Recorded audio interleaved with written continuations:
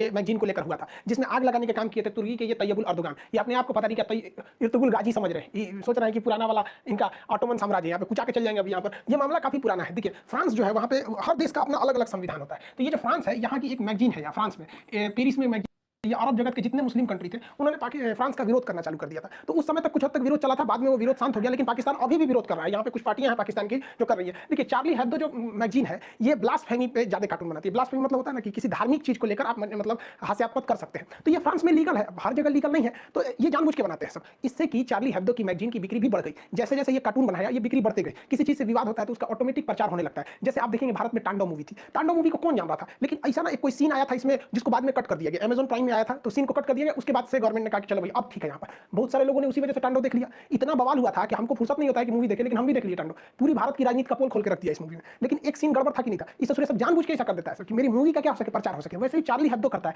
Blasphemy उसे कहते हैं किसी धार्मिक रूप से वो मतलब आप हास्यास्पद कार्टून वगैरह बना सकते हैं। तो ये फ्रांस में लीगल है, तो पाकिस्तान वाला कर रहा है हम इसे इलीगल कहते हैं। अरे भैया पाकिस्तान में बुर्का पहनना लीगल है, तो फ्रांस में इलीगल है। तो तुम्हारे देश का कानून अपने देश का देखो ना, यहाँ पे पूरी दुनिया को काहे लेके चल रहा है तुम। देखिए अगर हकीकत में देखेंगे तो इन सबके पीछे तुर्की का हाथ था। तुर्की जो है अपने आप को मुस्लिम जगत का सुप्रीम पावर घोषित करना चाहता है। तो तुर्की के जहाज को लीबिया में फ्रांस के जहाज ने मारकर गिरा दिया। तुर्की का जहाज था लीबिया के पास जा रहा था, तो फ्रांस के जहाज ने मार के उसे एंटी एयरक्राफ्ट से मार के गिरा दिया। अब तुर्की पहले से भड़का हुआ था फ्रांस में, और पिछले साल 2020 में मौका मिल गया, उसने चार्ली हेब्दो के कार्टून के लिए पूरी तरह से इसने बवाल कर दिया। पूरे अरब जगत ने बहिष्कार करने लगा फ्रांस का। कुछ हद तक फ्रांस की अर्थव्यवस्था भी डगमगा गई थी शुरुआती दौर में, लेकिन फ्रांस को भी पता था कि ये लोग बरसाती में रखा है, वो करके शांत हो जाएंगे। इन लोग का कोई दूर तक का प्लानिंग तो होता नहीं। अगर आप किसी भी मुस्लिम कंट्री से देख लीजिए या अरब जगत के किसी भी कंट्री से उनसे पूछिएगा कि आगे आपका 10 साल आगे का फ्यूचर प्लान क्या है, उनको कुछ नहीं पता है। ये बवाल करके रख दिया, इसमें फंस गया। इमरान खान के यहाँ पे पूरी दुनिया में बहिष्कार हुआ था, मुस्लिम कंट्री में। पाकिस्तान ने भी बहिष्कार किया था, उसका उस समय वीडियो बनाए हुए थे।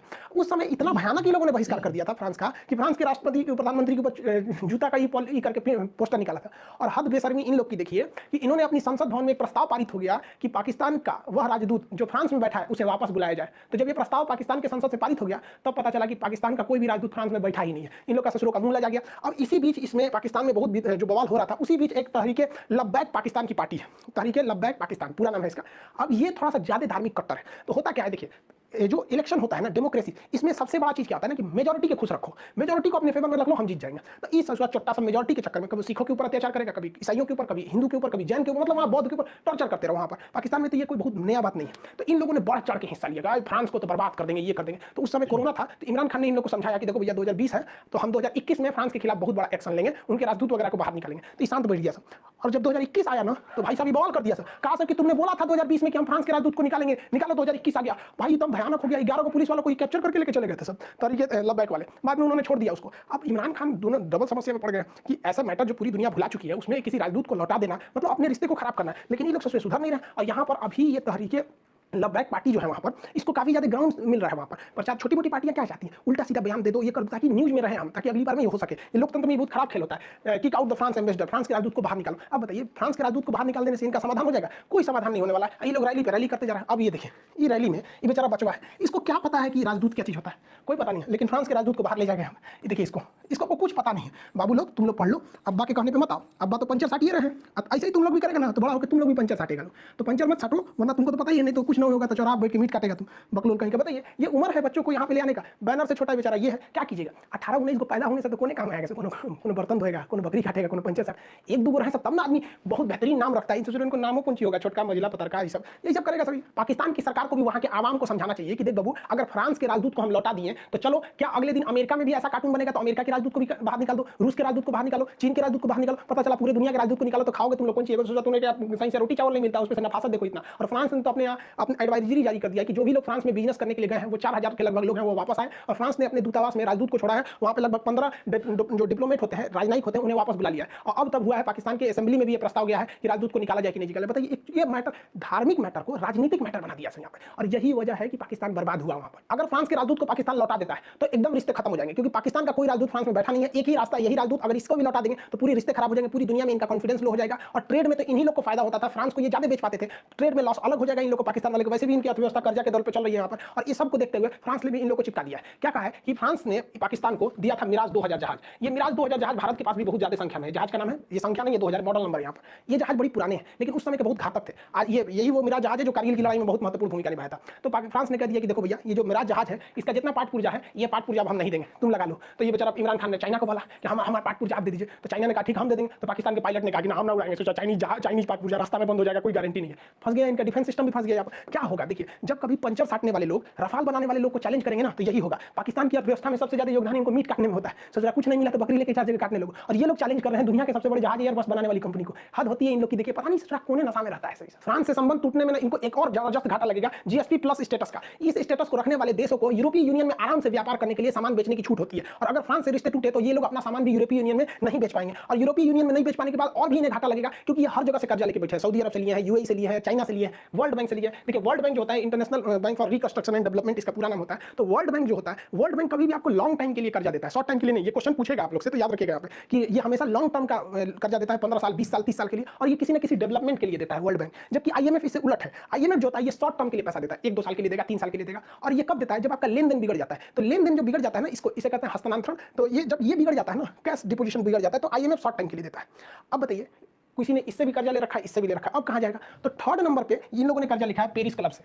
अब सोचिए, जिस कंपनी का नाम तक नहीं सुने हैं आप लोग, वहां से दूसरा कर्जा लेके बैठा है सब, पहुंचा हुआ फकीर है सब यहाँ पे। और अगर फ्रांस से रिश्ता बगड़ा ना, तो ये पेरिस क्लब वाला अपना $11 बिलियन का इनसे कर्जा वापस मांगेंगे सब, तो इनको सब चीज बेचना पड़ जाएगा अपना। देखिए पाकिस्तान के जो जालीदार लुंगी छाप मौलाना है, उनको ये बात नहीं समझ में आ रही है कि पाकिस्तान के लिए फ्रांस कितना जरूरी है। देखिए ये यूरोपीय यूनियन है, यूरोप वाले अपना एक यूनियन बना के रखे हैं, ये अपने यूनियन के हिसाब से ही काम करते हैं, जो यूनियन से पास होता है वही करते हैं। इन लोग का बहुत तगड़ा है यूनियन, ये यूरोपीय यूनियन। इस यूरोपीय यूनियन में ब्रिटेन भी था, लेकिन ब्रिटेन इस यूरोपीय यूनियन से अलग हो गया है। अब बात आती है, अब इसमें पावरफुल बचा कौन? तो इस यूरोपीय यूनियन में अब पावरफुल बच गया है तो केवल और केवल फ्रांस बच गया है, क्योंकि फ्रांस अब एकमात्र यूरोपीय यूनियन का देश है जिसके पास वीटो पावर है। वो किसी भी प्रस्ताव को यूएनओ में जाके रोक सकता है। इसलिए अभी जो बचे हुए यूरोपीय यूनियन के देश हैं वो ज्यादा संबंध बनाना चाहते हैं फ्रांस के, क्योंकि यूरोपीय यूनियन वालों को पता है कि इसके पास वीटो है, अस्थायी सदस्य है, सेना में पावरफुल है, कभी भी हमें जरूरत पड़ेगा तो फ्रांस हमारा साथ देगा, वो साथ नहीं छोड़ेगा, क्योंकि ब्रिटेन तो अलग हो गया। अब बताइए, इन पाकिस्तान वालों का यूरोपीय यूनियन में कर्जा ले रखा है इन्होंने, यहाँ पर ये व्यापार ज्यादा करते हैं और ऐठे हुए हैं ससुरे फ्रांस से। फ्रांस का राजदूत ये लौटाएंगे तो ये यूरोपीय यूनियन पे दबाव बनाएगा कि इसे सामान मतलब प्रतिबंध लगा दो, ससुरा खाए पिएगा सब कहाँ पे। और इसी का तो इंतजार कर रहा है चाइना। चाइना तो ससुरा इन लोग को ऐसा ना भिखारी बना देगा ना, 1 रुपया फ्री नहीं देता है, सब चीज कर्जा में देता है। तो जाके वहां से ले लेना, चाइना में सामान बेच दिया, सीपीसी सड़क बनाया, जीडीपी से ढेर पैसा उसी में लग गया। तो पाकिस्तान को समझ में नहीं आ रहा है भैया, यूरोपीय यूनियन में उनको टक्कर देना फ्रांस को बहुत ज्यादा घातक हो जाएगा। और हमारे लिए तो अच्छा है भैया, तुम लड़ते रहो, हम लोग को क्या दिक्कत है। फ्रांस में तो हमारे वायुसेना प्रमुख फ्रांस के दौरे पर गए और अभी 6 और रफाल आ गया यहाँ पर, अभी और रफाल आने वाला है। सोचिए, और पाकिस्तान के लोग आप इस गलतफहमी मत रहिए कि हमारा इसमें कोई मतलब हम लोग का इसमें कोई योगदान है। आपके यहाँ जो भी खरमंडल मचा है ये वहाँ के जालीदार लुंगी छाप मौलानाओं की वजह से हुआ है। हम लोग वसुधैव कुटुंबकम वाले हैं। हम ये नहीं कहते कि फ्रांस का गला काट दो, इसका गला काट दो। हमारे लिए सबसे पहले हमारा देश होता है, देश के बाद हम समाज देखते हैं, इंसानियत देखते हैं, और बाद में हम धर्म देखते हैं। आप लोग की तरफ नहीं कि अपने धर्म लो बाकी सबको काट डालो, ये सब नहीं होता हम लोग के लिए। हम लोग मत सोचिएगा कि हम यहाँ पे, हम तो भारत सरकार से कहते हैं कि पाकिस्तान को टेंशन देना है ना, तो जोधपुर के पास यहाँ फ्रांस को कुछ 6 महीने के लिए वायुसेना का अड्डा दे दीजिए। इससे थोड़ा टेंशन से मर जाएगा सब पाकिस्तान वाले, कि वहाँ से भगाए, पीछे खोपड़िया पे लेकर बैठा दिया हम लोग को। पाकिस्तान जो अपने धर्म को बहुत आगे बढ़ा रहा था ना, इन लोग को अपने धर्म लेकर डूब जाएगा। वहाँ इन मौलानाओं का बोलबाला हो गया। हम आपको इनकी हकीकत बताते हैं, कितने पढ़े लिखे होते हैं, 5 रुपया फीस देकर मदरसा में पढ़े। अब आप खुद सोचिए, अगर आपका बेटा पान खाएगा तो आप अपने बेटा को क्या कहिए, शाबाश बेटा पान खाया है, थूको थूको। हम कटोरा लाते हैं, थूको। आप 2 तमाचा मारिएगा, साला पान खा के क्यों आया है।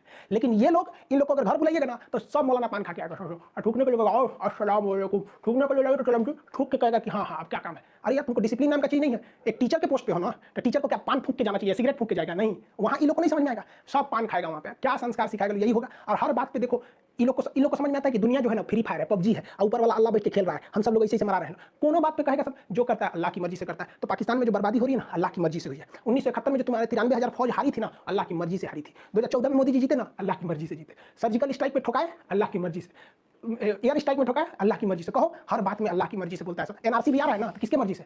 पत्ता भी नहीं हिल सकता है बिना अल्लाह की मर्जी के। तो एनआरसी भी आ रहा है अल्लाह की मर्जी से, सीए भी आ रहा है उसी की मर्जी से, और ये कोरोना भी आया अल्लाह की मर्जी से। हद है यार, जो अच्छा चीज होता है उस पर ये लोग बोलते हैं कि अल्लाह की मर्जी से हो रहा है, और जो गलत चीज होता है वो बोलेगा कि हम लोग की मर्जी से होता है। अगर हर काम भगवान की मर्जी से हो या हर काम अल्लाह की मर्जी से हो तो हमरा को कोई क्यों नरक में डालेगा? हम किसी को गोली मार देंगे, भगवान हमको नरक में डालेगा कि खान साहब तुम गोली मारे थे, हम कहेंगे हम क्या मारे थे? आप ही का तो मौलाना सिखाया था कि हर काम अल्लाह की मर्जी से होता है, आप जाइए नरक में, हमको क्या डाल रहे हैं आप? हर बात पे ये लोग को देश डुबा देगा सब। माथा इस कौन क्या करता है सब समझ में नहीं आता यार। ये 5 रुपया फीस देके पढ़िएगा तो यही होगा ना। शिक्षा सस्ती होनी चाहिए, लेकिन इतनी भी सस्ती कर दीजिएगा ना तो यही हाल हो जाएगा। देखो भाई पाकिस्तान वाले मौलाना साहब लोग, आप लोग को हम कैसे समझाएं? हमारे यहाँ हिंदुस्तान में भी यही होता है, जब इंसान असहाय हो जाता है ना तो खुद को तसल्ली देने के लिए कहता है कि सब तो किस्मत का खेल है, सब ऊपर वाला। देखो भाई ऊपर वाला भी क्या करता है ना, हम लोग को बुद्धि दे दिया, समझदारी दे दिया, इंसान को सबसे बुद्धि में श्रेष्ठ बनाया, उसके बाद कहा कि तुम अपने से डिसाइड करो ना कि क्या सही है और क्या गलत है। अब हर चीज ऊपर वाले को छोड़ देना कि जहाज भी वही लैंड करा रहा है, बाकी एयर इंडिया को ऊपर रखा है, इंडिगो को उड़ा रहा है, स्पाइस जेट को उड़ा रहा है, ये सब वो थोड़ी कर रहा है, ये तो सब आदमी ना कर रहा है सब, इसको हर चीज उस पर थोप देना ये गलत है। तब तो पता चला सुप्रीम कोर्ट में किसी का मुकदमा है, कहिए महाराज इसको क्या सजा सुना रहे हो, सब ऊपर वाले की मर्जी से हो रहा है। तो थोड़ा सा मॉडर्न लाइए, खुद में शिक्षा लाइए, ताकि साहब अच्छा लगे। मेरी बात आपको बुरी लग रही होगी, लेकिन हम बोल ही रहे हैं आपको बुरा लगने के लिए, आप सुधर जाइए, तो हमको बोलने की क्या जरूरत है। अब बहुत सारे हिंदुस्तान के लोग को भी बुरा लगता है, तो भाई ऐसा लोग जो बुरा लगता है उनको हम क्या बोलेंगे, हम बोल देंगे तो आपको बुरा लग जाएगा फिर।